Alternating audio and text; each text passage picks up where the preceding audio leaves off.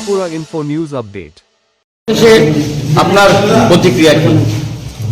আমরা প্রথমে বলেছিলাম আমাদের রাজ্য জেলা সমস্ত স্তরের নেতৃত্বরা বলেছেন, আমরা সবাই বলেছি এইবারে নির্বাচন ভারতীয় জনতা পার্টি একটা বিশাল ভোটের ব্যবধানে আমাদের বিরোধী দল যারা আছেন ওনাদের সঙ্গে আমাদের বিশাল একটা তফাৎ থাকবে এবং আপনারা দেখেছেন প্রায় 17 থেকে 18,000 ভোটের ব্যবধানে আজকে ভারতীয় জনতা পার্টি ধর্মনগর বিধানসভা কেন্দ্রে জয়ী হয়েছে।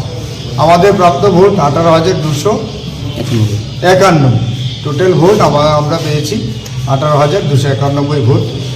এটা আবারও প্রমাণিত হয়েছে যে ধর্মনগরের মানুষ ভারতীয় জনতা পার্টিকে পছন্দ করেন। ভারতীয় জনতা পার্টির যে উন্নয়ন ডেভেলপমেন্ট, সেই ডেভেলপমেন্টকে পছন্দ করেন। ভারতীয় জনতা পার্টি যেভাবে একটা ডিসিপ্লিনড ওয়েতে চলে, দলের মধ্যে যেমন ডিসিপ্লিন রয়েছে এবং ভারতীয় জনতা পার্টি শাসিত প্রত্যেকটা রাজ্যে সুশাসন রয়েছে, ডিসিপ্লিন রয়েছে, তার জন্যই প্রত্যেকটা রাজ্যের আজকে পশ্চিমবঙ্গে দেখুন ভারতীয় জনতা পার্টির সরকার আসছে, আমরা নিঃসন্দেহে বলতে পারি। আসামে ভারতীয় জনতা পার্টির সরকার আসছে। যে সমস্ত জায়গায় ভারতীয় জনতা পার্টির বিজয় রথ কেউ আটকাতে পারে না এবং পারবেও না, কারণ বিরোধীরা উন্নয়ন বিমুখী।